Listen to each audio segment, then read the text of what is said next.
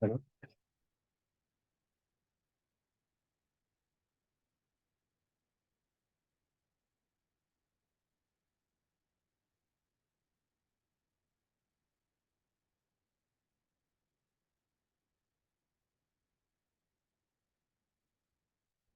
So, good evening, everyone, and welcome.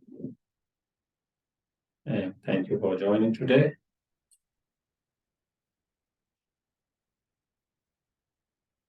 And as usual, we will start with a short mindful breathing exercise.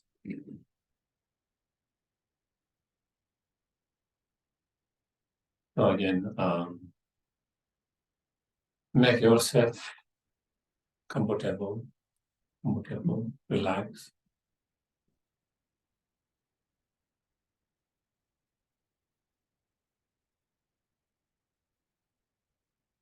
and feel the weight of your body in the chair.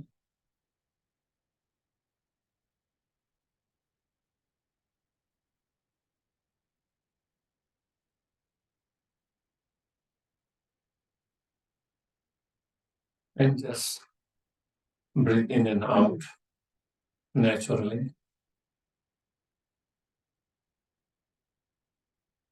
And while you breathe in and out, try to keep your attention on the breath.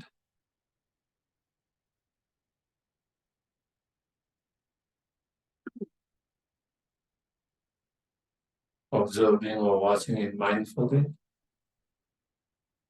As you breathe in, observing, watching mindfully, and being aware you are breathing in the same way as you breathe out, observing and watching mindfully, and being aware you are breathing out.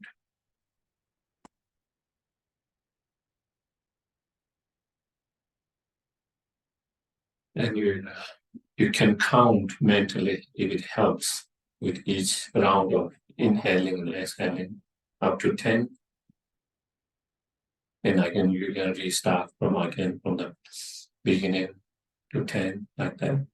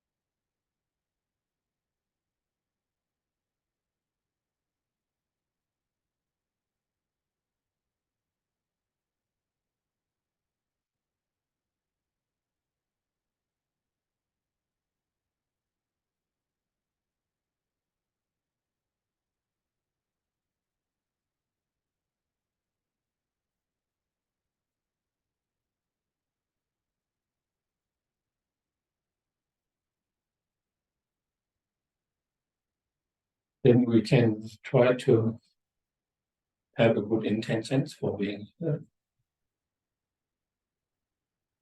And for example, we can think by us coming here together to listen and to engage in discussions and reflect and contemplating on the meaning of what we have discussed, what we have heard.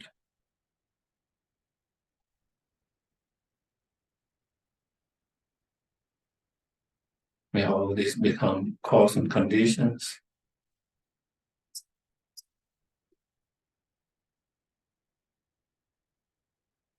to transform our mind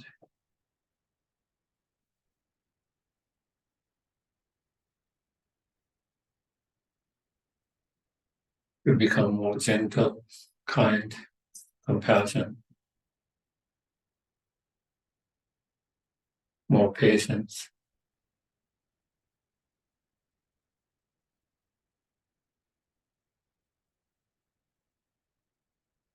and to be able to be more wise with more wisdom,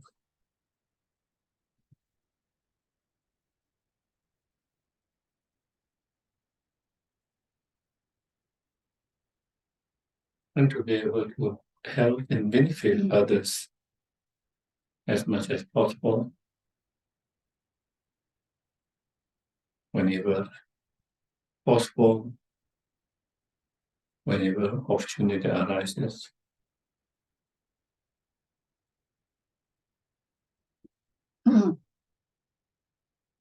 Whether it's directly or indirectly.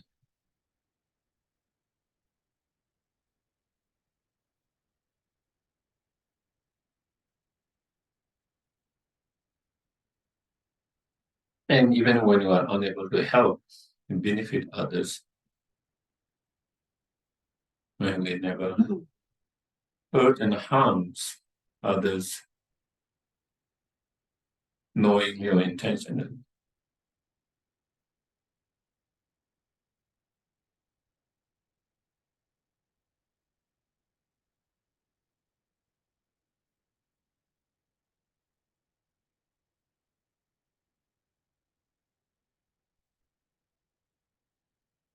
May it become cause and condition to achieve our highest potential, a fully awakened state.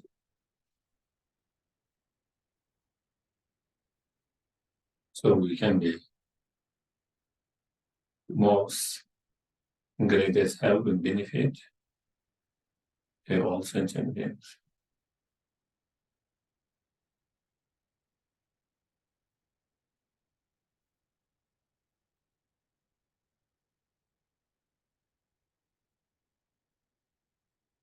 And whatever helpful, beneficial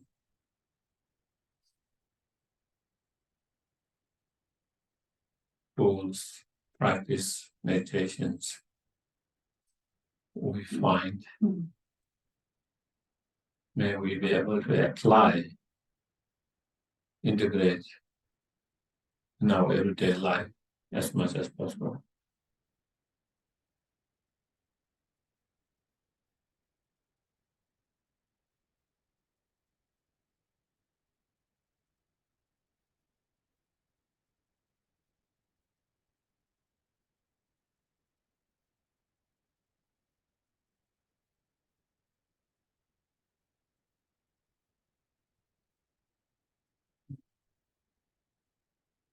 Okay, Buddha. If you go to the prayer where it says opening prayer,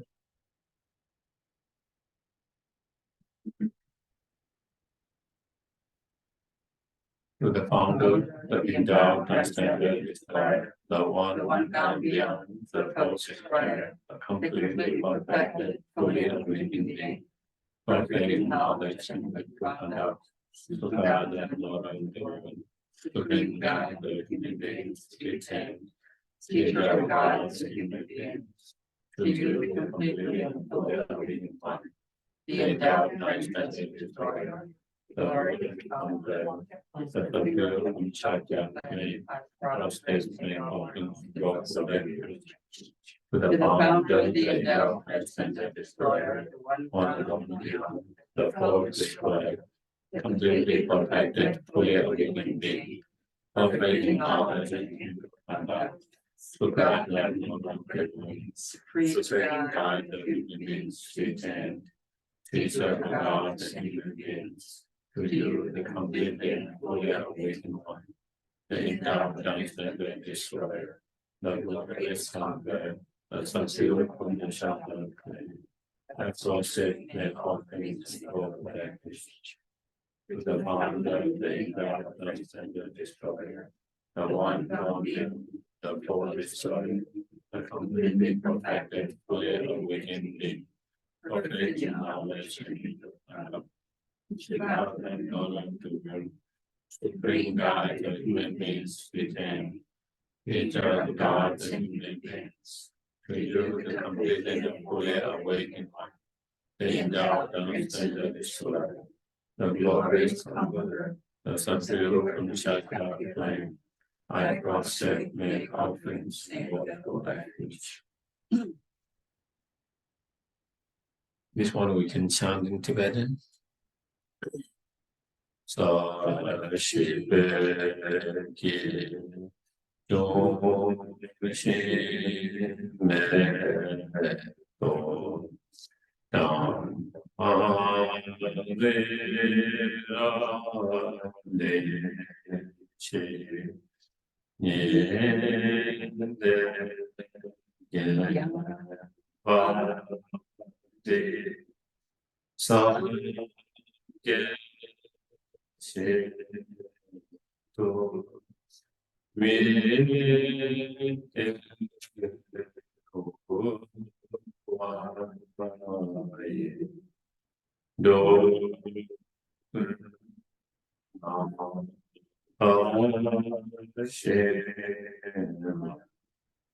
Sherab,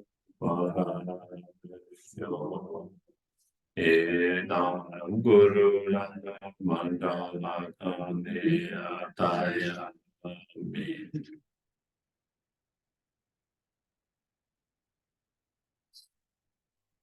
I go for refuge until I'm enlightened to the Buddha, the Dharma, and the fulfilling family. By may I free through listening to the Dharma. May I become a Buddha in order to benefit all sentient beings. Sangye Sherab Choge Chonam Changju Padu Nani Gatsuchi Bhagi Geshe Gives No Light Sangye Yoga Sangye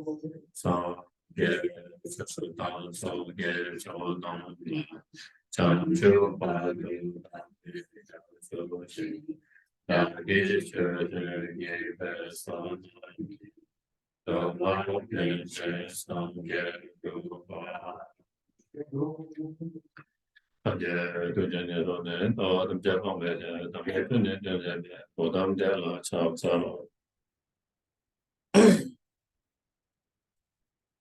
for last few weeks, we have been discussing on what is known as Four Noble Truth, which is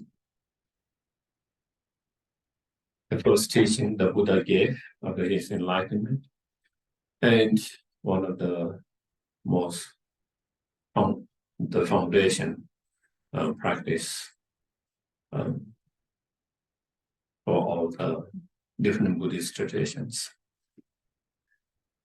And so we talk about the first how ordinary contaminated samsaric life is in the nature of sufferings,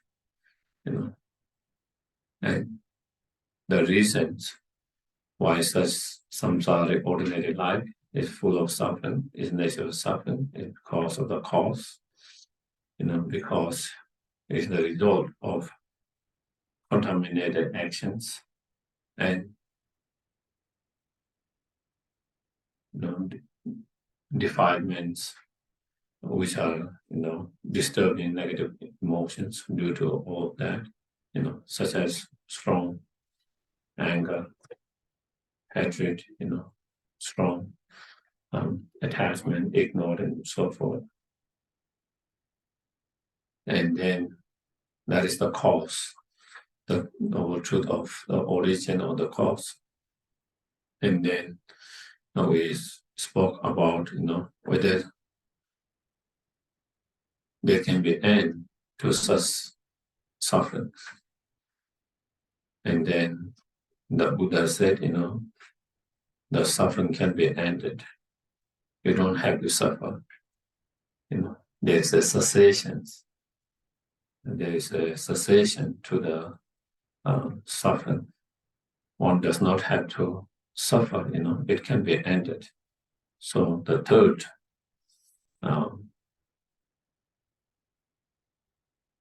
noble truth is the truth of the cessations. If the suffering can be ended permanently, then how to do that? What is the how can that suffering be ended or stop permanently? And then by following the path that lead to the cessations, and that is the fourth noble truth, the path. And so, in terms of the path, then we talk about Eight Noble Path.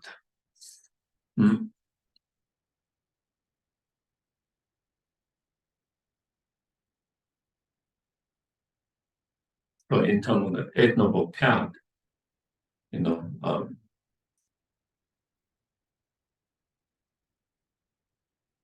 we kind of discuss about the seven. We just the right view. We haven't discussed that. And all this Eight Noble Path, if we kind of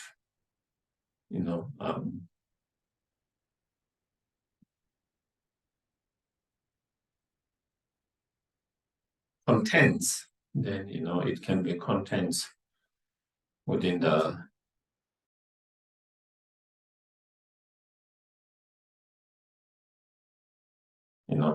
the practice of ethical discipline, and the practice of the wisdom.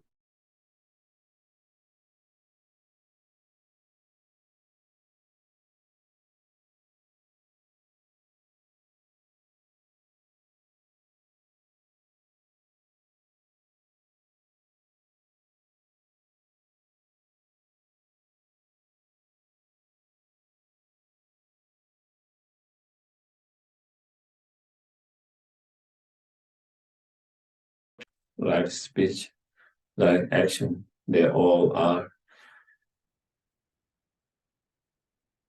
ethical discipline or ethical conduct that is engaging something that is helpful, your action through your livelihood. And even we cannot help and benefit others, at least we try to not engage in harmful actions that hurt and harm others. That is kind of like the minimum level. If we can,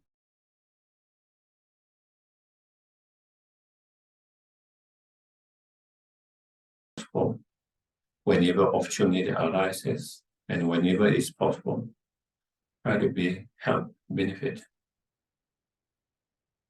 with your physical actions, with your speech, with your thoughts.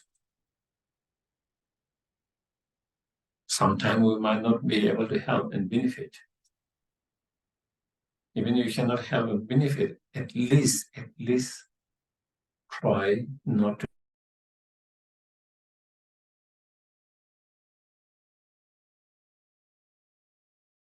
hurt and harm others, knowingly, intentionally, with your thought, with your speech. That is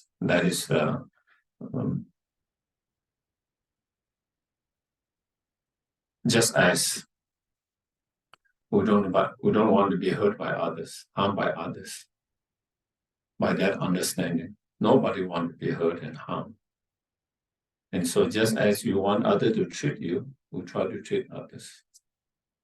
Just as we want others to be helpful to us, supportive to us, at least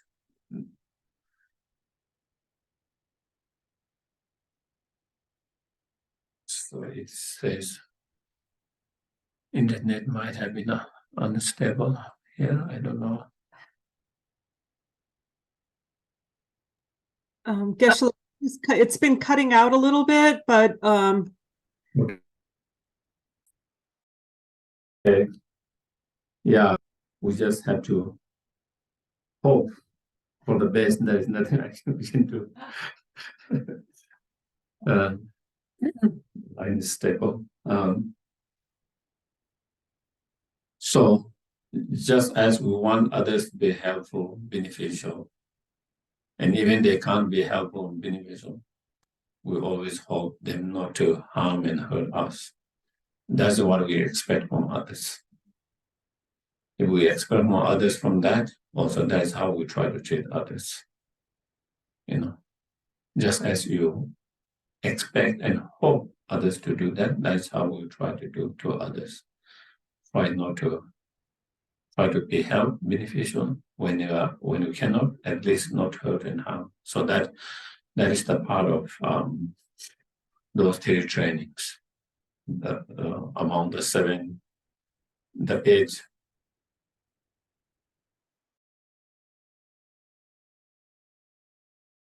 noble path. So yeah, the right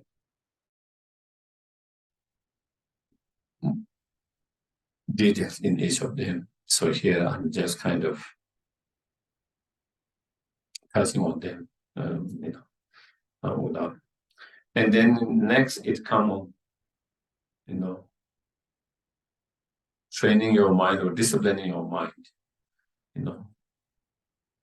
so that we can have more focused mind, more concentrated mind,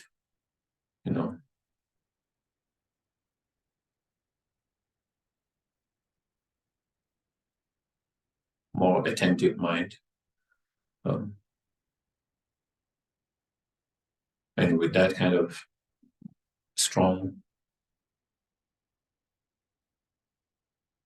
concentration mind, then we can use that concentration mind in our practice, in our meditations, to develop the wisdom, loving kindness, compassion, all other positive state of mind. We use that concentration in our practice meditation to develop those positive state of minds and to improve and increase them.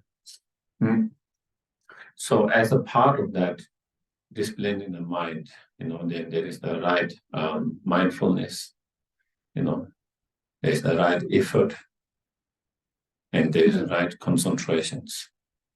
And so we spoke about that again.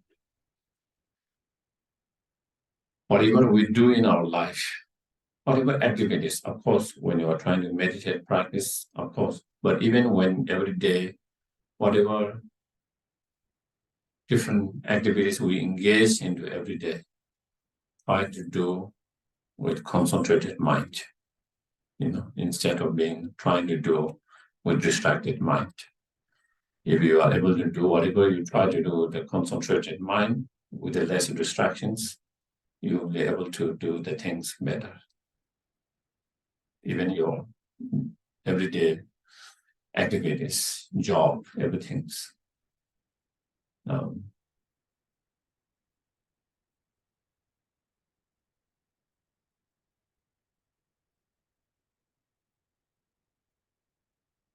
And then, trying to bring mindfulness, not only during the meditation, but throughout the day.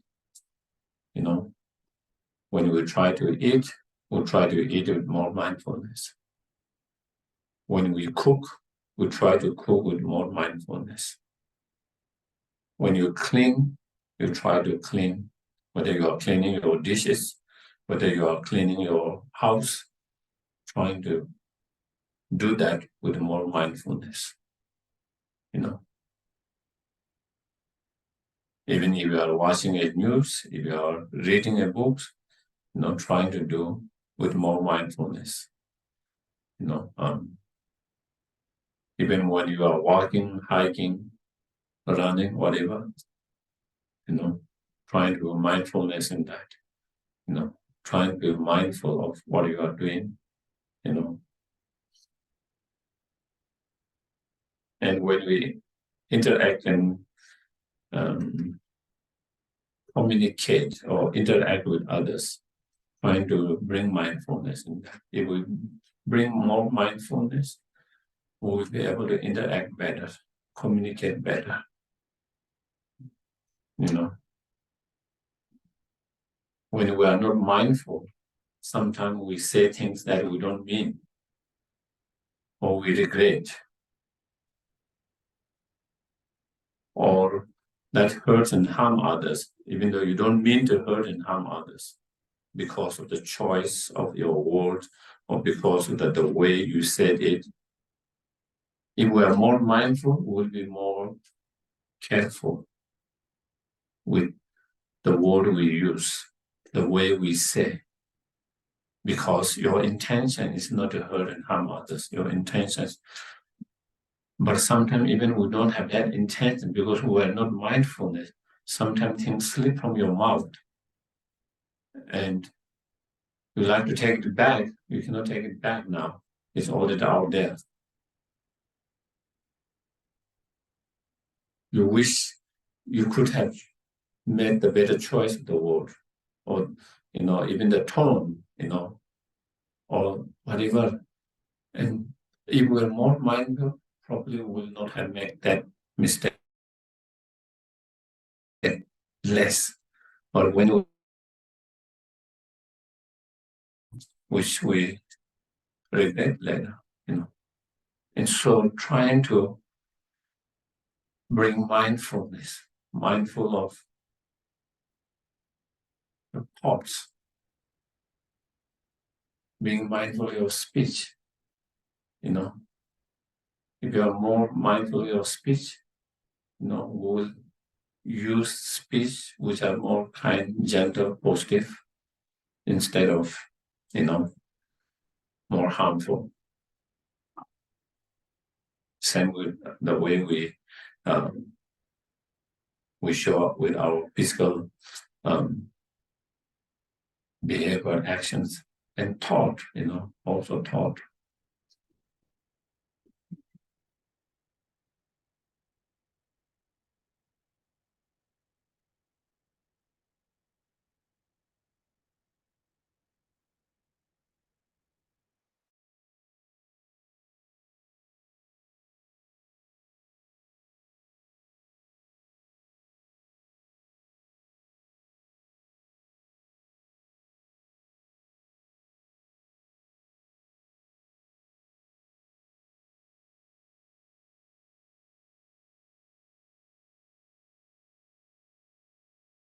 Of that, since I understand that feeling of anger is not something helpful, something distractive, so then you will try whatever tools you might have, different tools, meditation, different tools that you can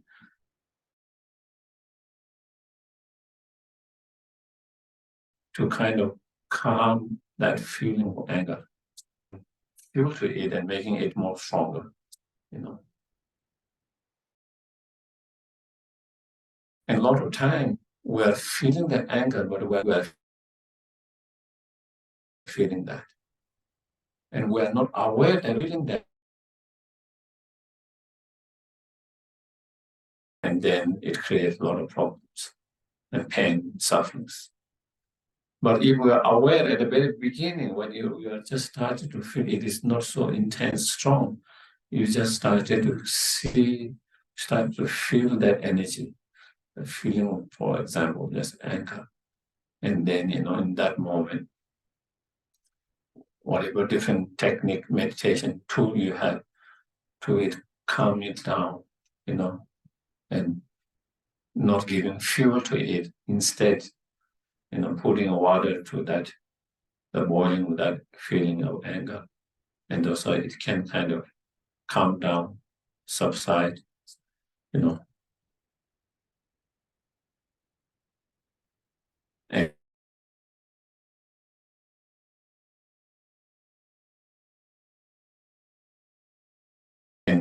that could be any negative. Whenever we have any kind of, if we are more mindful, we can manage it much better. We can manage it much better instead of getting out of control. A lot of time we get out of control when it becomes too intense and too strong. And a lot of time because we are not mindful at the very beginning.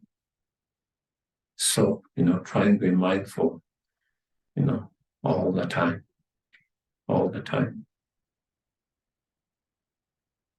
The practice of mindfulness not only on the cushions. You try to bring in every day of life, every day. And if you try to bring that on throughout the day, when you try to meditate, your meditation will be more stronger because you have stronger mindfulness.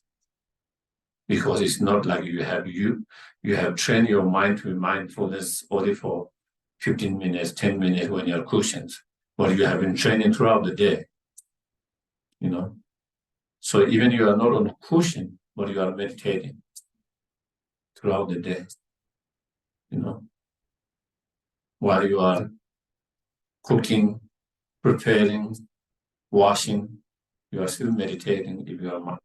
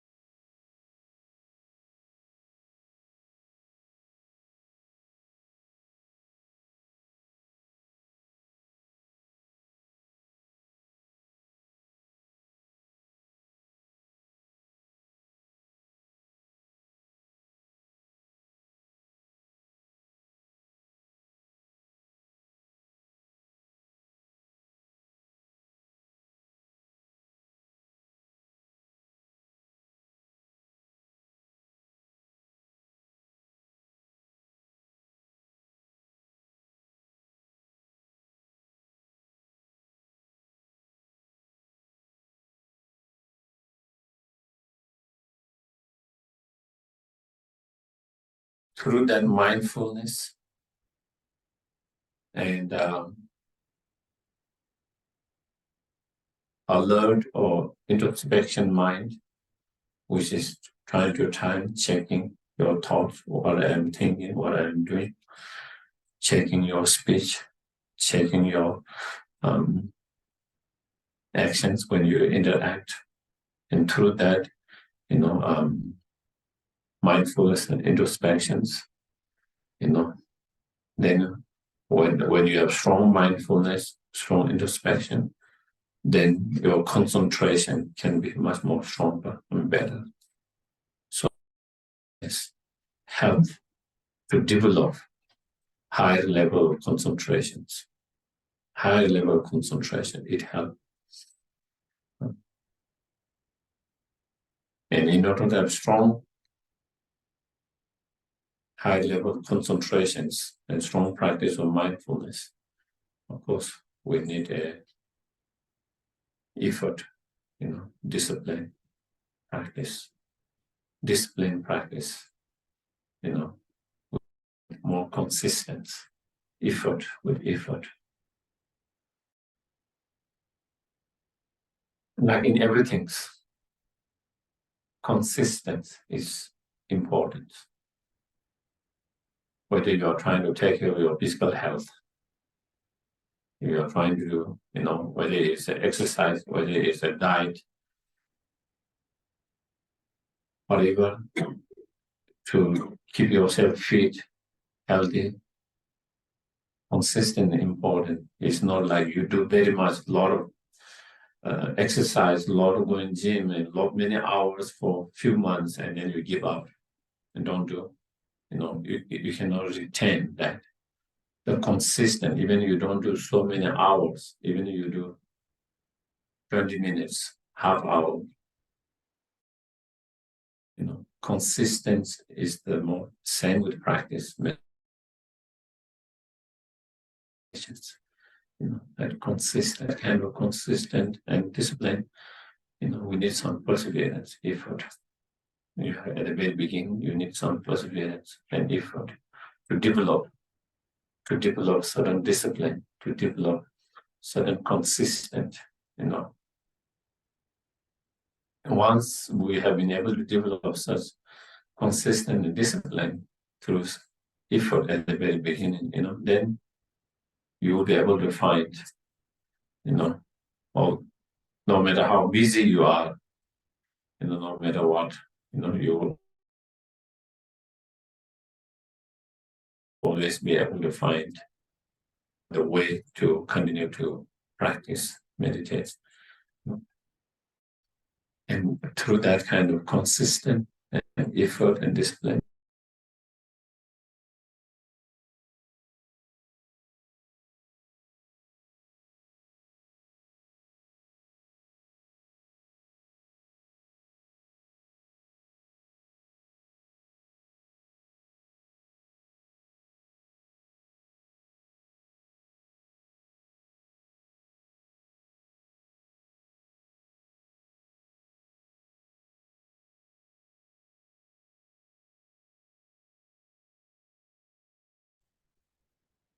and the right intentions, as for many things, it includes, not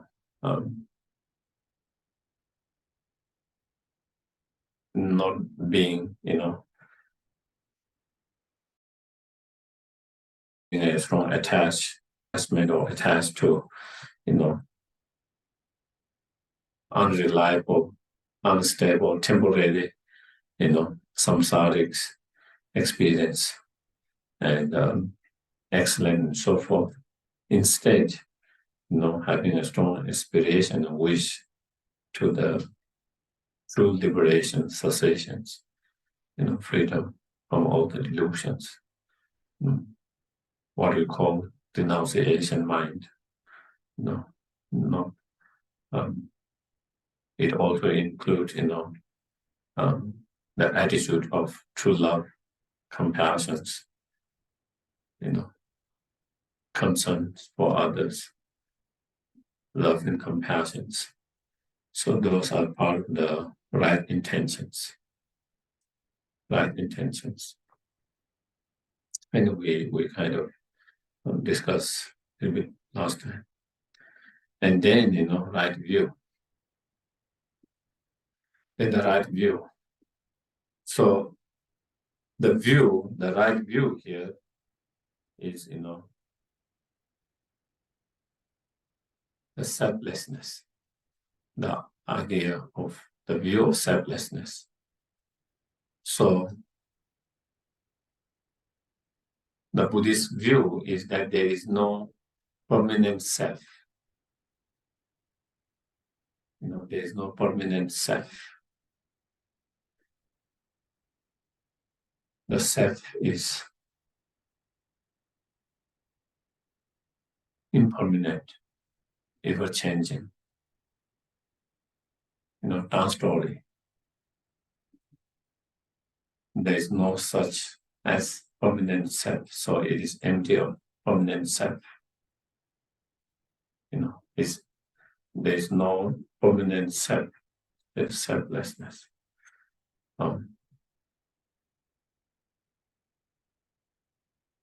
Even though sometimes it feels like it's permanent, even though it feels like, I was yesterday, I was there yesterday, I was there last week, I was there last month, I was there last year, I was there for 10 years, I was there for 20 years, I've been there 50 years, 60 years, whatever. It feels like it's the same person there. But if you really think it's the continuity of that person, it's not the same person. That person is always changing. Me as a young adult, as a teenager, as a child, as a baby, there is continuity of that, but constantly involving, physically, mentally, emotionally, constantly involving, constantly changing. Something that is constantly involving, something constantly changing cannot be a permanent. Permanent, if it is something permanent, then it is made same all the time. It can't be constantly involved. Something that is constantly involving, constantly changing, cannot be. Even though for us, sometimes when you don't contemplate, it feels like it's the same, almost like a permanent, But if we really analyze deeply, then that is mistaken, that thinking and holding, grasping to be a permanent is a mistaken mind, is an ignorant, is a mistaken mind. The reality is, there is no such unchanging, uninvolving, permanent self. No, there is a, autonomous self, that there is a kind of, self that is totally separate from your aggregate.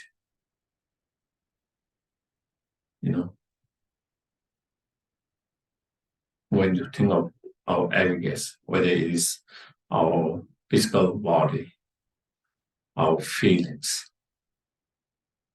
our thoughts, our perceptions, those are our aggregate.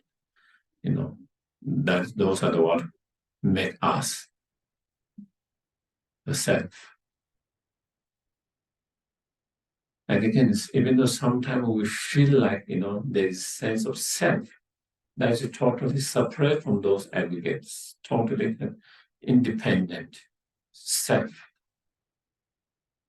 But again, that is a mistake. But if we really analyze, if you take away your body, your feelings, your thoughts, your concept, your eye, your perception, there's no self, independent by itself.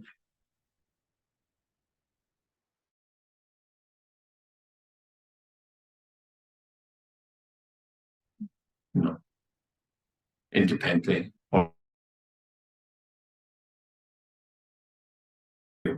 That is the view of the self. That is the view of all conditioned phenomena. Including that is the view is that the nature of the self,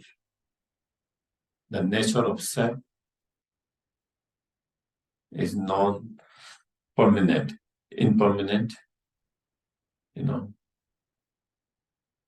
and arising depending on many other conditions, many other factors. That's the nature of the self. That's the true nature of the self. Same with our body. Also, our body is not permanent, but impermanent. The nature of our body is impermanent. The nature of our body is dependent arisings. It depends on many factors cause conditions. The body cannot sustain or exist without depending on all those other factors, conditions, independent by itself. Not only our body, our feelings, our thought, concepts, ideas, everything's our mind, everything's, they all are also dependent on many other condition factors. They cannot exist independently by themselves without depending on all other factors and conditions.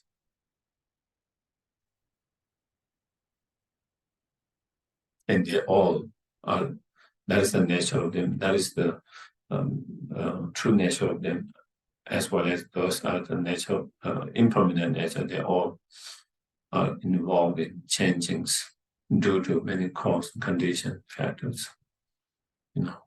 Our feeling changes. One moment we feel happy, next moment we feel very unhappy. One moment we feel very unhappy, next moment we feel happy. Those feelings always changes. And those feeling changes because they change in certain conditions and factors. Therefore, those feelings are dependent on other factors and conditions. The same with the different thoughts, ideas, concept, perception we have, they're always changing.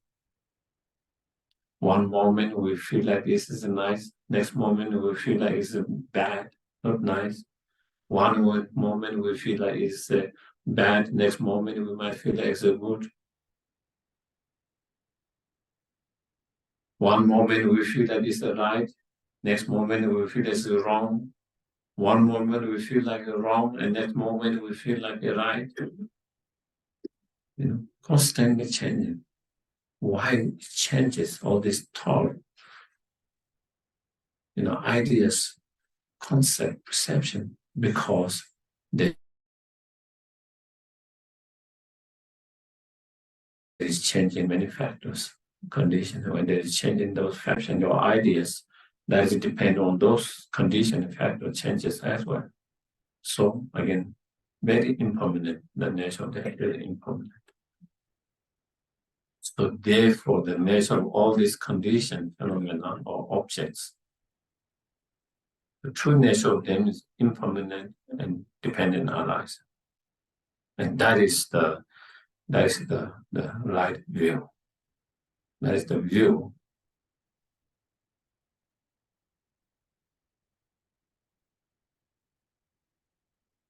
Everything is dependent on lives.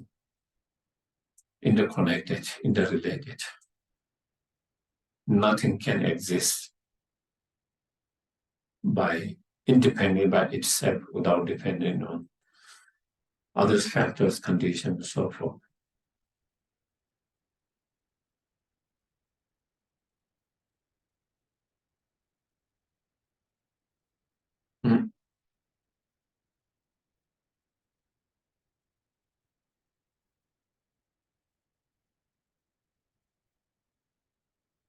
Therefore, our existence is depending on others. Others' existence is depending on ourselves.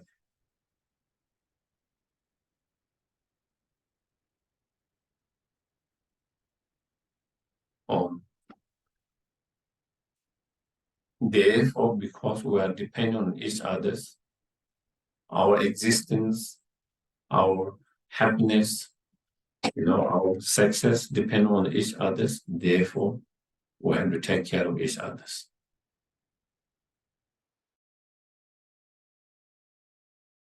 Therefore, we have to take care of each other's. If we can exist independently without depending on each other's, then even if we don't take care of each other, at least we can survive, exist independently. But that is not possible. That is because everything's dependent on each other's. We depend on the earth. The earth depends on us to sustain. Our actions can destroy the earth.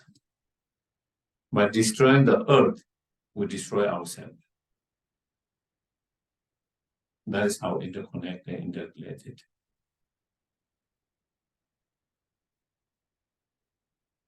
And same, whether it is with the nature, whether it is the earth, the nature, same with other beings, with other beings,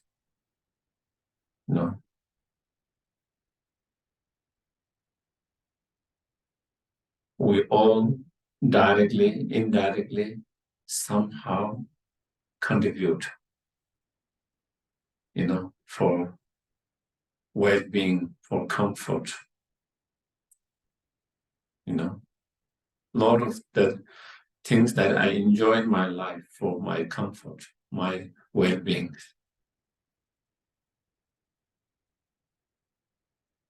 is through the contribution so many beings, the health care I get. It's not just the doctors and nurse or who are there, which I get directly, but people who have developed these technologies, maybe 300 years or 400 who started at the very beginning, and those technology improved over the years. The medicine improved over the years. They are contributing towards their actions, their contribution. I'm experiencing that.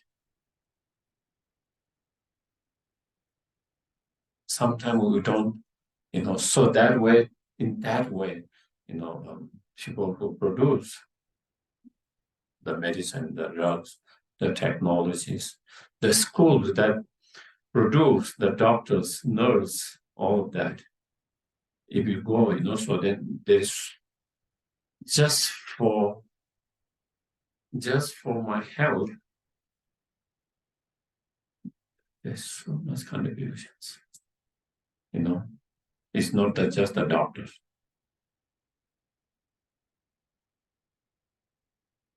The doctor, if there is no medicine, they cannot do much.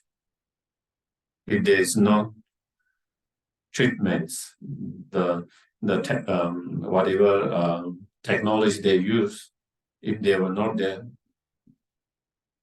they hardly can do much to make differences.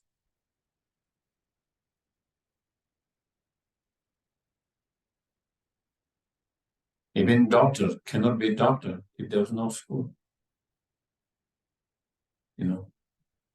And so there are so many people who made those schools, and it's not just now, but those educations have been developed over centuries. It's not just that school. If those over the centuries, if those education not developed, they would not get the same education that they're getting. By not getting the same education that they're getting, they will not be the same doctor that they are. So again, it is not just the contributions of the present. Sometimes we just think the present, we just feel like that it is the doctor, but if we kind of go further, and this is just for health, and you can take that in everything.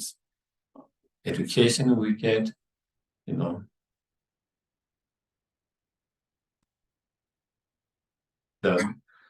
better place to be, better house compared to 100 years, 1,000 years, 100 years, 1,000, even if you have the money you have, you wouldn't have this,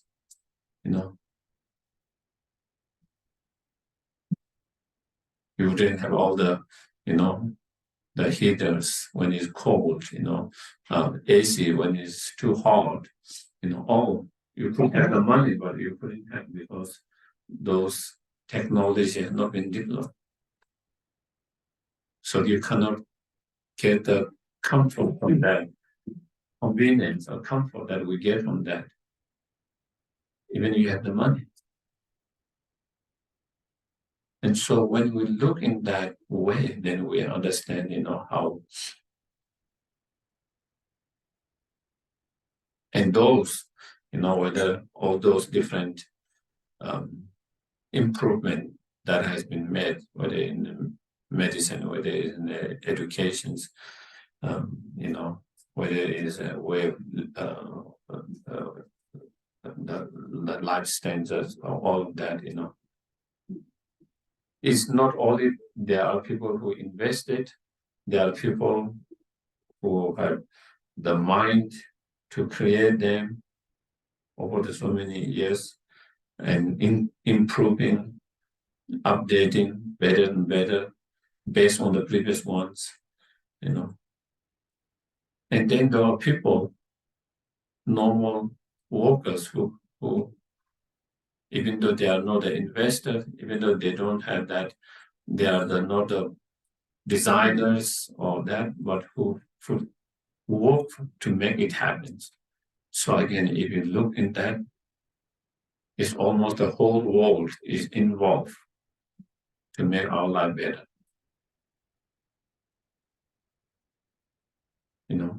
The whole world is indirectly involved to make our life better. And so again, and that is really, so that is how it contributes each other, how it, our well-beings, very depending on others. Also, our actions affect others. When we act positively, it affects others positively. When we contribute positively, others get positive. When we engage in negatively, then others feel the negative. And so that is how interdependent, interdependent, interconnected, interrelated.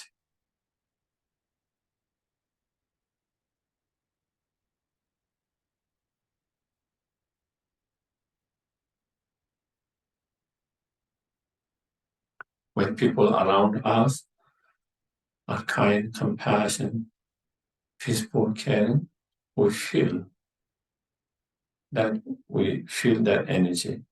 It makes us much more calm, peaceful, secure, feeling of secure. And on the other hand, when around us, when people are unkind, anger and a lot of, unkind and we feel that energy and we feel insecure, fearful, wary, and through that we experience suffering in some way.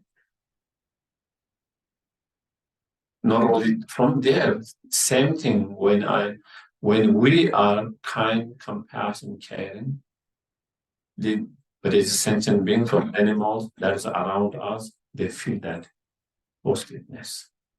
They feel calmness, peacefulness, feel kind of trust, and feel kind of not fear, waiting, but calm and peaceful.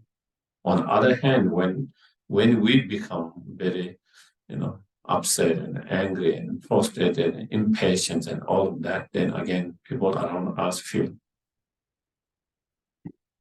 that negative energies. They feel kind of uneasiness, might feel fearful,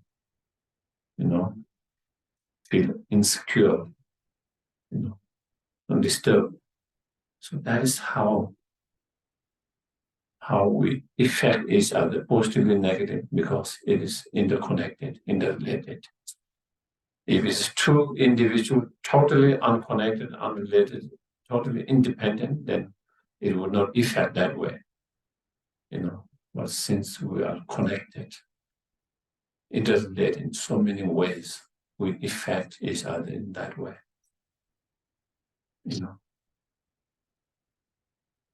So therefore, taking care of others is taking care of yourself. Harming others is harming yourself indirectly.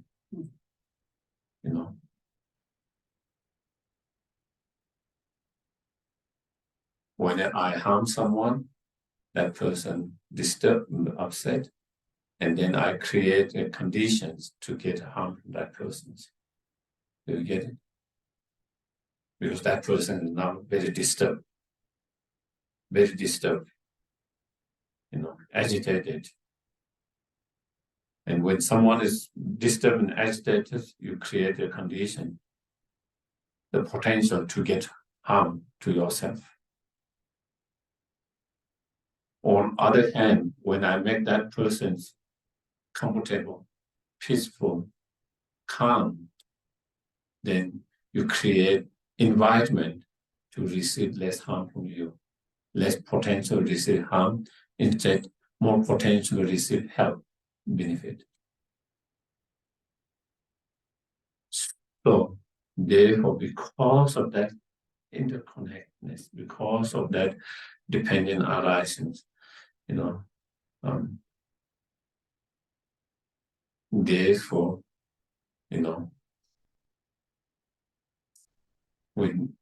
therefore the Buddha's advice is, because it's interdependent, interconnected, therefore, taking care of others, helping others is taking care of yourself as well.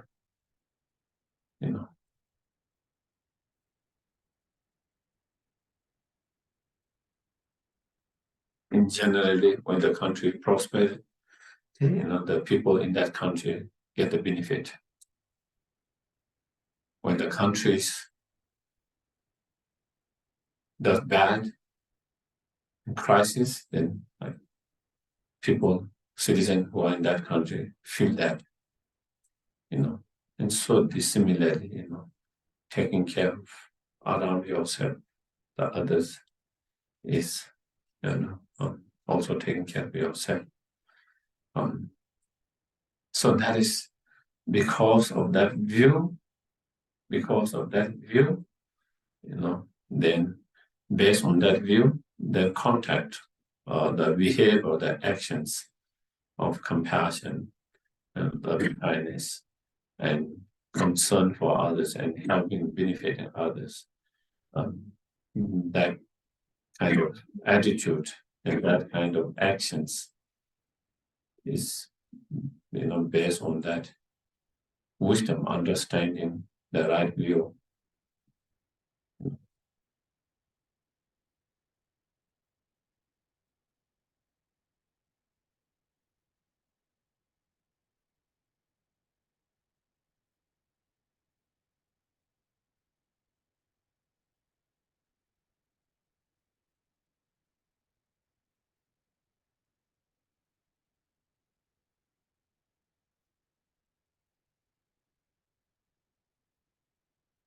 If we think of the plant,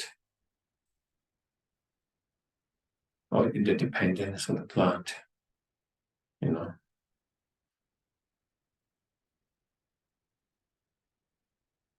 the apple tree,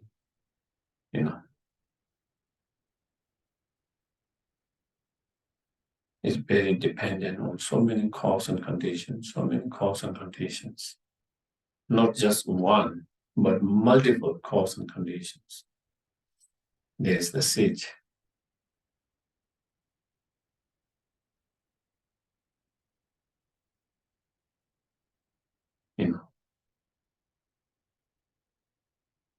There's the water. And wherever that water is coming from, whether it's coming from the well, whether it's coming from the rain, again. And that rain is being produced from all the clouds. And cloud is produced by so many other causes and conditions.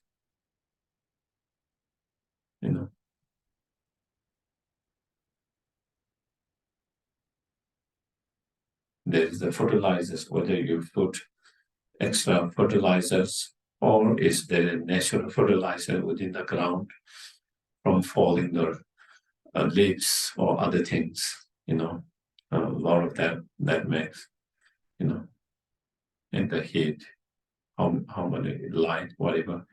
So there are so many things that involve, even the seed come from another previous plant, that come from another previous plant, And so therefore, when you look in that way, when you try to look deeply in that way, then it feels like the whole world is in that plant.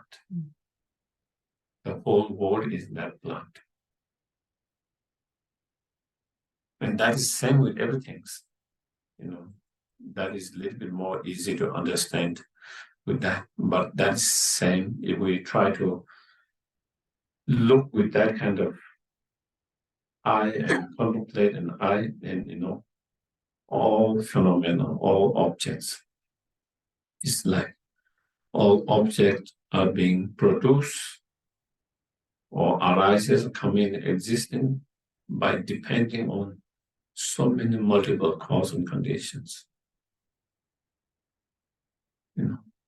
That object cannot be produced, cannot arise, cannot exist without depending on all those multiple cause and conditions. And if you try to go more depth in what are those multiple cause and conditions, how each of those cause and conditions come through, how each of those arises from, then again, the whole world is in that object. Whole world is in that whole object.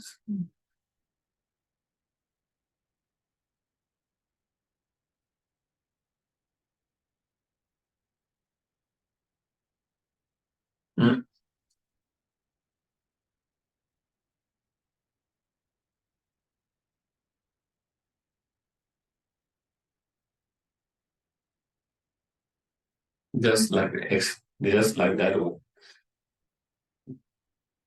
the world, the planet, or the world, the plant, same. Our experience, our world is similar. Is our experience, our world is produced, by depending on multiple cause and conditions.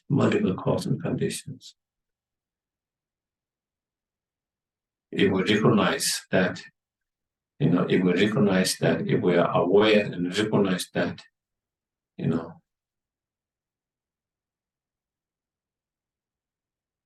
then we will be much more, appreciative for others. And we will be much more appreciative towards others.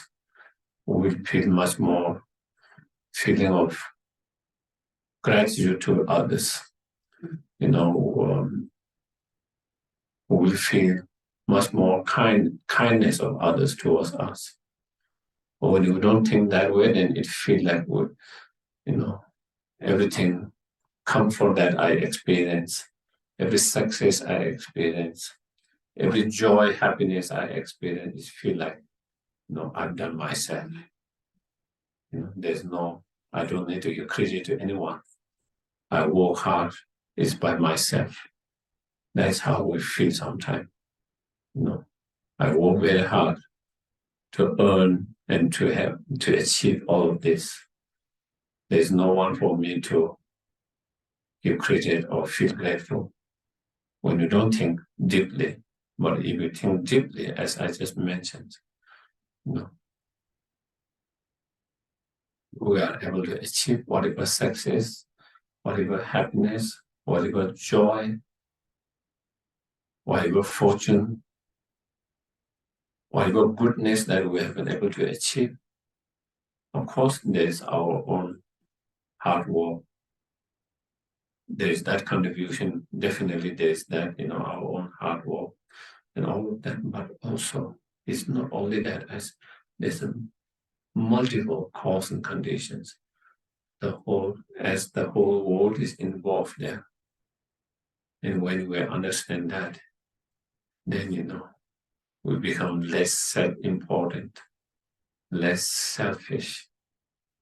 When we understand that, when you recognize that, we become less selfish and less self-centered, less self-important, which is the root of a lot of our pain and suffering. Also, which due to that kind of strong selfish self-centeredness, that makes us hard to feel true love, compassion for others. Selfless love and compassion it makes hard to have develop selfless love and compassion towards others because of such strong self-centeredness.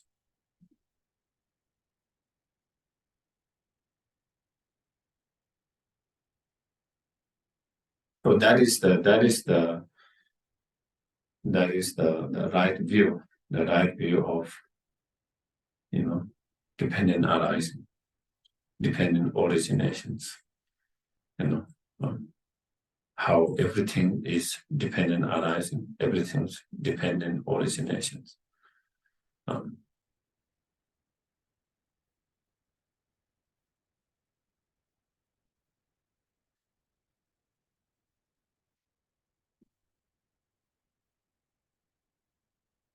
When we understand that, then when we try to stop any problem, our approach becomes much more holistic. Do you get it? Instead of so narrow. A lot of time we become narrow because we just think we see only one cause for that problems or only one cause for good things. And we just try to fix that one. But if you see deeply, it's not just one cause, there's multiple causes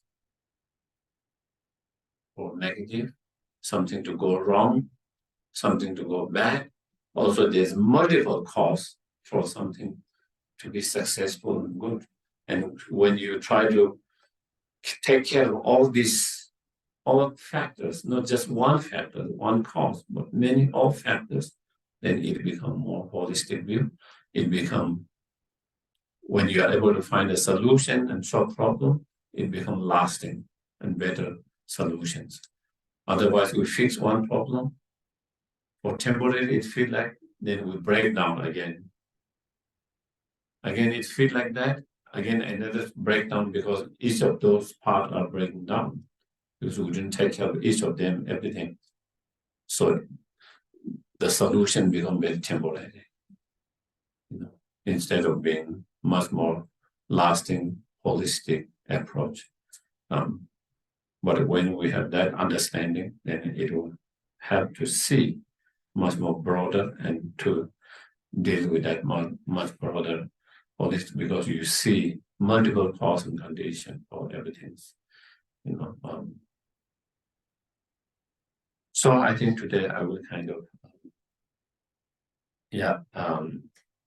stop here. So I can take a few questions if anyone has any questions. Questions? Yes. So it seems as if from what you have said, our mind that we have to constantly be monitoring what's going on because it can trip us up if we don't. In terms of negative emotions coming up to try to catch it, before it becomes pervasive in our behavior and in our expression and can become dangerous to others. Anger, for example. So in terms of, all right, consciousness of what's going on in our mind. Is it also in terms of what is coming up, if anger is coming up, is that a function of conditions that a past karma is coming in, and that contributes to the anger rising, the dependent arising of the anger? I'd like to believe that's true so I can kick karma at the same time as I'm trying to do something about my mind. Is that what's happening? There is a condition and the karma can ripen in that condition, and then my anger comes from that? And definitely there is an imprint imprint from the past. But also there is others.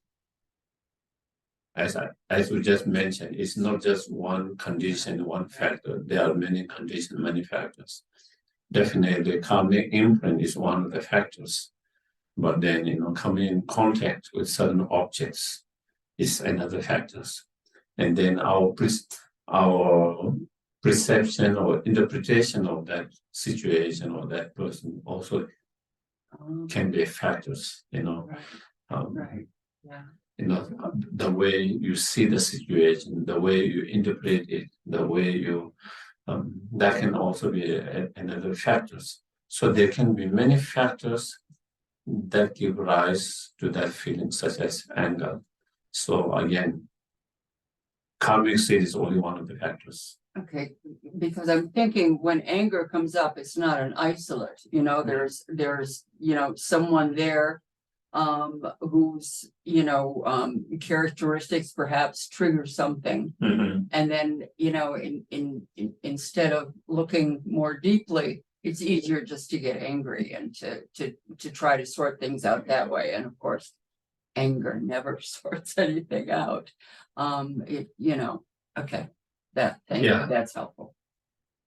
Yeah. So yeah, there are many factors, many conditions contribute and play a role in arising of the anger. So yeah.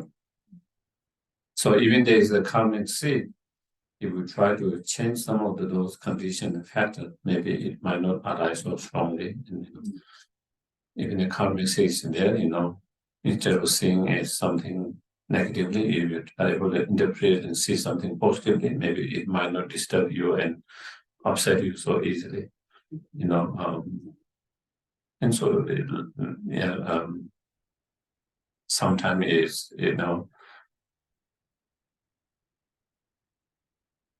sometimes we have certain ideas, in our mind, what is good and bad, and then based on that, then we see that person's behavior or attitude, actions as bad, based on our perceptions or based on our definitions or based on our mind, what is bad, and that can also affect, Yeah. Yes, please. So I had a teacher many years ago who talked about the situation where you were going, like you're at work and you're going in to talk to your boss, and you just everybody's all nervous, and he taught us to say this sort of nonsense syllables in our mind so that we wouldn't get attached to some of the things that maybe our boss was saying, or we might, whatever goes on in your mind. Have you ever heard of that? Not really. Okay. No, I haven't heard that myself. But when you say that, I can think of something. You can think it can be helpful in some cases. You kind of, it could, depending on how you use in what time. If someone is shouting you or something that you don't, then kind of breaking that word into a small, then it doesn't make any sense.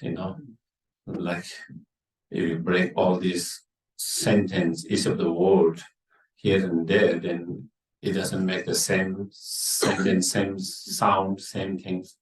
Then that might not hurt you and feel hurt. And I can see the possibility of that becoming some help in when you're using that kind of situation, that kind of imagination, and trying to break in that way. But definitely, I've not heard before. Thank you. Yes, please. I just was with several friends for several days, and some of the ladies, two of them I didn't know very well, but there was a great big emotional explosion that happened. And it was really interesting to me. I was able, fortunately, just to not be involved. And I was way on the periphery, but and I was able to keep my mouth zipped, and which I was really grateful that I was able to at least do that.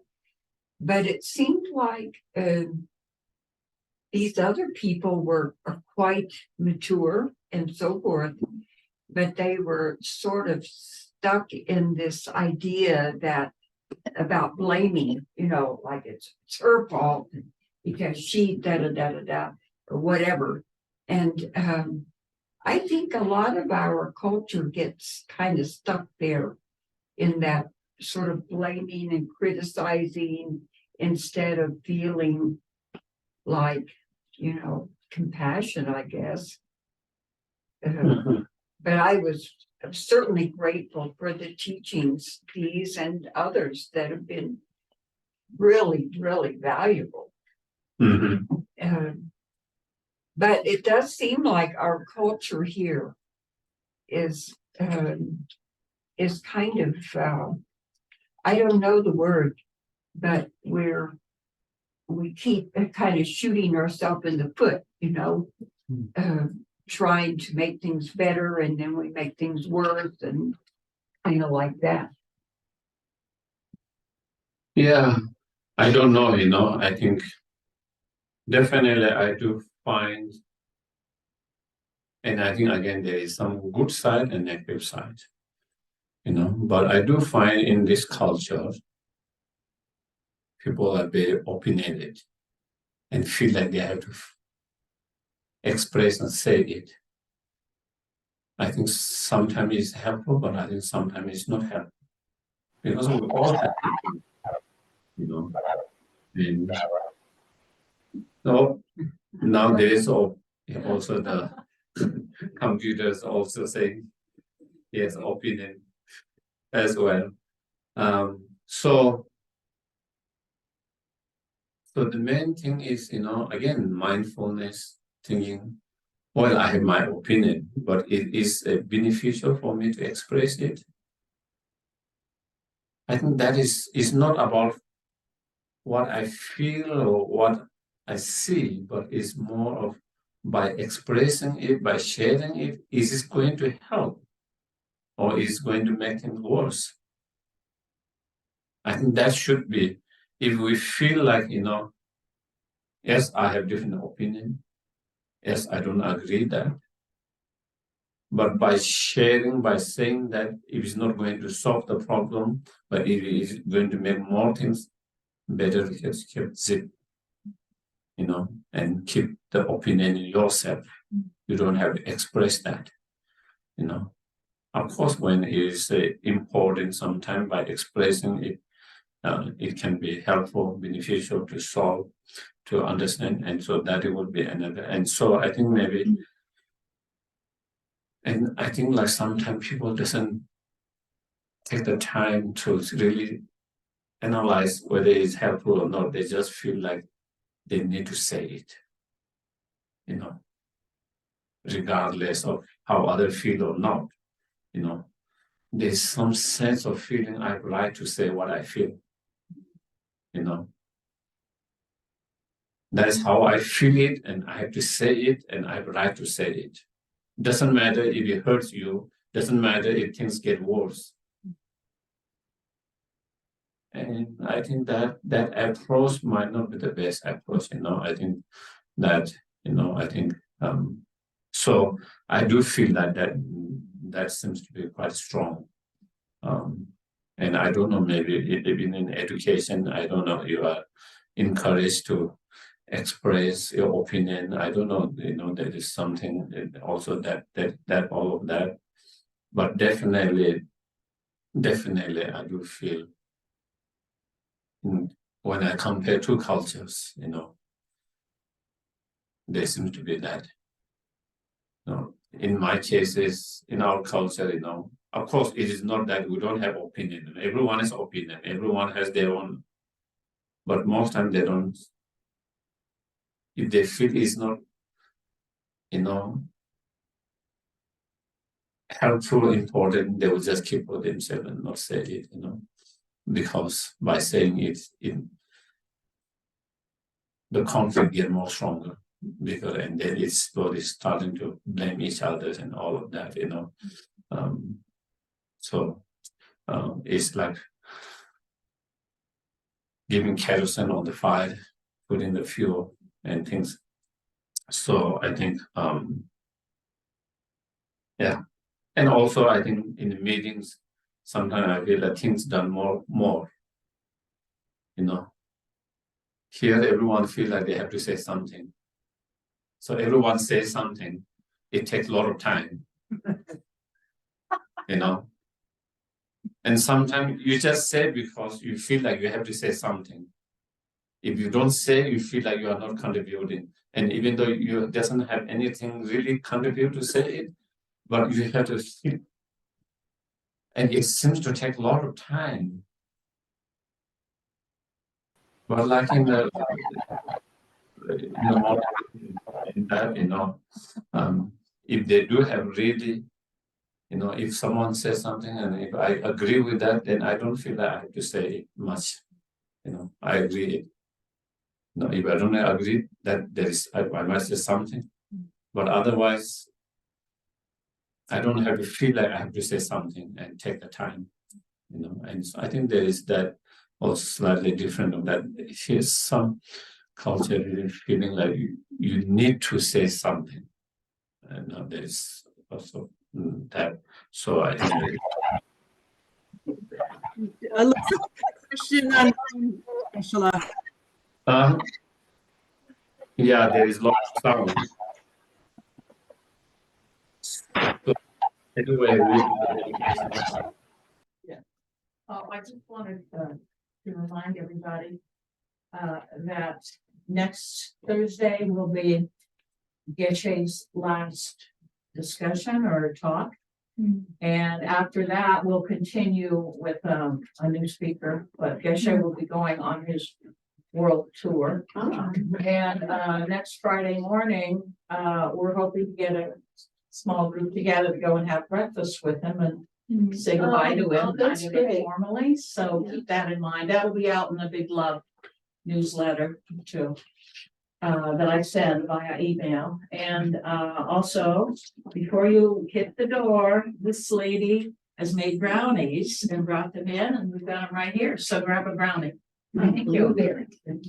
And blueberries. And everybody's invited to the breakfast, right? Yeah, sure. okay, so dedication prayer. Due to the merits of Moses, may I quickly attain the state of Guru Buddha and live all living beings without exception into that enlightened state. May the supreme jewel Bodhisattva that has not arise and arise in growth, and may that which has arise and not diminish, but increase more and more.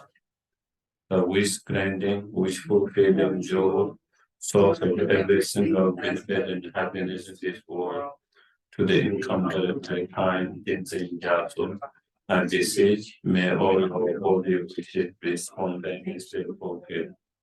Venerable One, to you who kindly exist that have all conquered, for those who wander us in the other places, especially the way, mindful of the loving concern for us, intention of defending again, into a family of fathers and men, we make this request. O Dharma, please live long.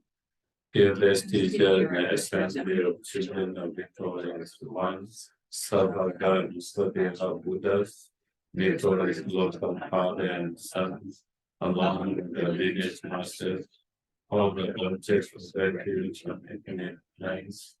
Please become the virtue and goodness to accomplish in this prayer here and now. Holy and straight and Modi's precious complete teaching, through explanation and practice, you work around the patience that never is covered. Incomparable and Guru, to you and lyrics. While studying single-minded for the sake of victorious one's teachings, the soul gave way to wishes to benefit and happiness emerge. And the Holy Mother, you suddenly find that you is whatever great loss. Nevertheless, we can see of the blessing of the ocean of the three jewels, and the great waves of bloodshed of children of victorious ones. Make the smile of the incarnation swiftly dim in the glory of your fortunate life. Thank you very much, everyone. Thank you. Have a good night. Thank you, for Gary. coming. Thank you, Geshe. Geshe. Thank you, Thank Geshe. you. Thank you, Okay. Mary. Thank Thank you. you. Bye. Thank you. Bye-bye.